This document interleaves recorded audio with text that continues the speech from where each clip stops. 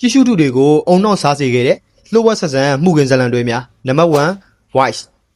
နားကောင်းရင်လူသက်သမားတို့တော့ဖမ်းလို့ရတယ်ဆိုတာကိုတတ်သိပြခဲ့တဲ့ဇက်က voice ဆိုတဲ့ဒီဇလန်ဟာ2019ခုနှစ်က Ocean Channel ကနေထုံးလင်းပြသခဲ့တဲ့တောင်ကိုရီးယားရဲ့တဲတီးပြင်ဘို့ဒရမာဇလန်တွေတစ်ခုပါအပိုင်းအနေနဲ့16ပိုင်းပါရှိပြီးတော့ season 4 ထိတောင်ထွက်ရှိလာတဲ့ဇလန်တွေတစ်ခုဖြစ်ပြီးတော့ season 4 ထိတောင်ထွက်တယ်ဆိုတဲ့ဒီဇက်ကဘယ်လောက်ကောင်းလဲဆိုတာကိုပြောစရာမလိုတော့ဘူးထင်ပါတယ်အမှန်တိုင်းပြောရရင်ဒီကားကြောင့်ပဲမှုကင်ကမကြိုက်ဘူးဆိုတဲ့လူတွေတောင်ရဲကားဖန်နေဖြစ်သွားကြတဲ့အထိကိုကောင်းတဲ့ဇက်ကတကားပါ season 1မှာတော့မင်းသားဂျန်ဟော့ season 2နဲ့3မှာတော့မင်းသားလီဂျွန်ဝန်းနဲ့ season 4မှာတော့အားလုံးရဲ့ချစ်တော်ကြီးဖြစ်တဲ့အားလုံးဂျွန်စောလို့တည်ကြတဲ့မင်းသားဆောင်ဆန်ဟိုတို့ပါဝင်ထားပါတယ်ဇက်လန်လေးကတော့ဂန်ကွမ်ဂျူဟာရဲမေတယောက်ဖြစ်ပြီးတော့အတန်ခွဲချမ်းစိတ်ဖြာပညာနဲ့အတန်အရန်နားကောင်းတဲ့တူးချတဲ့စွမ်းရည်ကိုပိုင်ဆိုင်ထားပါတယ်အရေးပေါ်ဖုံးဝန်းတူးစင်တာမှာအလုပ်လုပ်ရင်းနဲ့ဖုံးတွေကအတန်သေးသေးလေးတွေနောက်ခံဆူညံတန်တွေကိုတတ်သိအဖြစ်အသုံးပြုပြီးတော့အချိန်မီလူတွေကိုကယ်တင်တဲ့အဖွဲ့ဂိုးဒန်တိုင်းလို့ခေါ်တဲ့အဖွဲ့ကိုဖွဲ့စည်းထားပါတယ်တစ်ဖက်မှာကလည်းမွန်ဂျင်ဟော့ရဲ့ဇနီးတဲ့တက်ခံရတယ်လို့ကန်ကွမ်ဂျူကလည်းသူ့အဖေတက်ခံရတဲ့အတန်ကိုဖုံးထဲကနေသူကိုယ်တိုင်ကြားခဲ့ရပါတယ်နာကျင်မှုတူတဲ့လူနှစ်ယောက်ပေါင်းပြီးတော့စိတ်ရောကရင်လူသက်သမားကိုလိုက်ဖမ်းမဲ့ဇက်လန်လေးပါ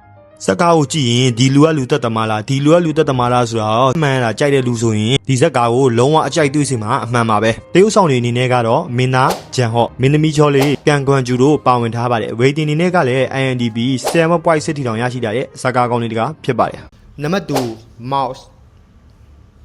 မောက်ဆိုတဲ့ဒီဇက်က2023ခုနှစ်က TVN ဆိုတဲ့ channel ကနေထုံးလင်းပြသခဲ့ပြီးတော့အပိုင်းနေနဲ့အပိုင်း20ထိတောင်ပါရှိပြီးတော့2023ခုနှစ်ရဲ့အကောင်းဆုံးမှုကင်ဇက်ကလို့တော့လူတွေကခေါ်ကြပါတယ်ဒီဇက်ကရဲ့ထူးခြားတဲ့အချက်လေးတွေကတော့ဇက်ကကအလှည့်အပြောင်းအရင်များလို့ကျွန်တော်တို့ဇက်ကလေးကိုတပိုင်းကြည့်ပြီးတိုင်း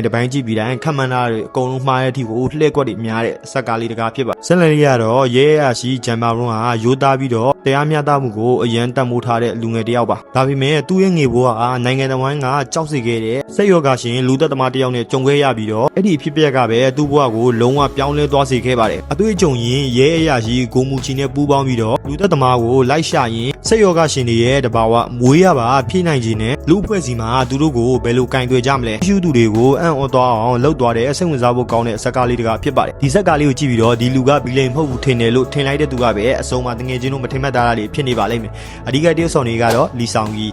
မင်းသားလီဟီဂျွန်ပတ်ဂျီဟွန်နဲ့ဆိုဂျင်တို့ပါဝင်ထားပါတယ်ဝေဒီနီကလည်း INDB 8.6 ထီတောင်ရရှိတဲ့ဇက်ကားကောင်းလေးတကဖြစ်ပါတယ်နံပါတ်3 flower or evilချစ်ချင်းမြတ်တာနဲ့လှုပ်ဝက်ချက်တွေပေါင်းလိုက်ရင်ဘာတွေဖြစ်သွားမလဲဒီဇက်ကဟာ2020ခုနှစ်က TVN ဆိုတဲ့ channel ကနေထုံးလင်းပြသခဲ့ပြီးတော့အပိုင်းအနေနဲ့16ပိုင်းပါရှိပြီးတော့ဒီဇက်ကအချစ်တန်တရားစိတ်ပညာကိုအရန်လှပစွာရိုက်ပြထားတဲ့ဇက်ကလေးတကားပါဇက်လန်လေးကတော့ဘယ်စီဆောင်ဟာချစ်စရာကောင်းတဲ့သမီးလေးနဲ့ရဲမေဖြစ်တဲ့ဇနီးချာဂျီဝန်းနဲ့ပျော်ရွှင်တဲ့မိသားစုဘဝကိုတိဆောက်ထားပါတယ်အပြင်ဘက်ကကြည့်ရင်မိသားစုတွေအရာရာလုပ်ပြီးတဲ့ဖခင်ကောင်ဒါပေမဲ့သူ့မှာဇနီးတောင်မပြောရတဲ့လှုပ်ဝက်ချက်တွေကရှိနေပါတယ်ဇနီးဖြစ်သူကလွန်ခဲ့တဲ့15နှစ်ကအမှုတစ်ခုကိုစုံစမ်းရင်းနဲ့သူ့ယောက်ျားရဲ့အပြုအမူတွေကထူးဆန်းလာတာကိုဒိဋ္ဌိထားမိပြီးတော့အတိတ်ကိုလိုက်ဖော်ရင်းနဲ့မထင်မှတ်တာတွေတွေ့လိုက်ရတဲ့အခါမှာတော့ရန်တမိုးထားရတဲ့မိသားစုဘဝပြုတ်ကဲသွားတော့မလားဆိုတာကိုရင်တထိတ်ထိတ်နဲ့စိတ်ဝင်စားပွဲကြည့်ရမယ်ဇက်ကားလေးပဲဖြစ်ပါတယ်အဓိကတရုတ်ဆောင်နေနဲ့ကတော့လီဂျွန်ဂီနမီမွန်ချာဝွန်တို့ပါဝင်ထားပါတယ်ဝင်းကလည်း INDB 8.5 ထီတောင်ရရှိတာတဲ့ဇလန်တွေကောင်လေးပဲဖြစ်ပါတယ် Love for let out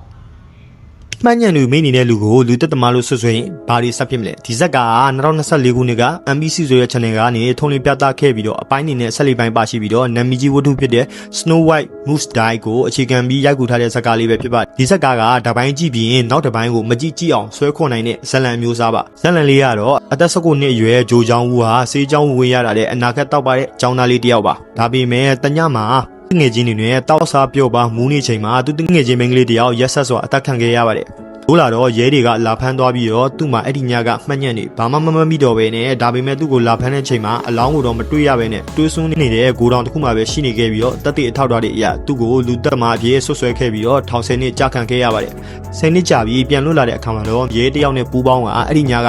ဘာတွေဖြစ်ခဲ့လဲလူသက်သမားကတကယ်ပဲဘယ်သူလဲဆိုတာကိုဖော်ထုတ်သွားကြမယ်စိတ်ဝင်စားဖို့ကောင်းတဲ့ဇက်ကားလေးပဲဖြစ်ပါတယ်အဓိကတရုတ်ဆောင်တွေကတော့မင်းသားပြောင်ယွမ်မင်းသားကိုချင်းတင်ပိုရာတို့ပါဝင်ထားပါတယ်ဝေတင်အနေနဲ့ကလည်း INDB 7.9 ထီတောင်ရရှိခဲ့တဲ့မှုကင်ဇလန်တွဲလေးပဲဖြစ်ပါတယ်ကျွန်တော်အခုပြပြပေးခဲ့တာကတော့တငယ်ချင်းတို့ကိုယ်တိုင်စုံတော့ပြန်လုပ်ပြီးတော့ရှာဖွေပေါ်ထုတ်ရမယ်ကိုရီးယားရဲ့အကောင်းဆုံးမှုကင်ဇလန်တွဲလေးတွေပဲဖြစ်ပါတယ်တငယ်ချင်းတို့အကြိုက်တွေ့ကြမယ်လို့တော့မျှော်လင့်ပါတယ်ဒီဇက်ကားလေးတွေမှာတငယ်ချင်းတို့ဘယ်ကားလေးတွေကြိုက်လဲဆိုတာကျွန်တော်ရဲ့ comment လေးမှာမှတ်ခဲ့ပေးကြပါဦးကျွန်တော်ဗီဒီယိုလေးကိုကြိုက်နေတဲ့တဲ့ရှိရင် like and share follow လေးလုပ်ခဲ့ပေးကြပါဦးဗီဒီယိုလေးကိုအဆုံးထိကြည့်ပေးကြတဲ့တယောက်ချင်းတိုင်းကိုကျေးဇူးအများကြီးတင်ပါတယ်နောက်ဗီဒီယိုမှာပြန်လည်ဆုံတွေ့ရမယ်နော်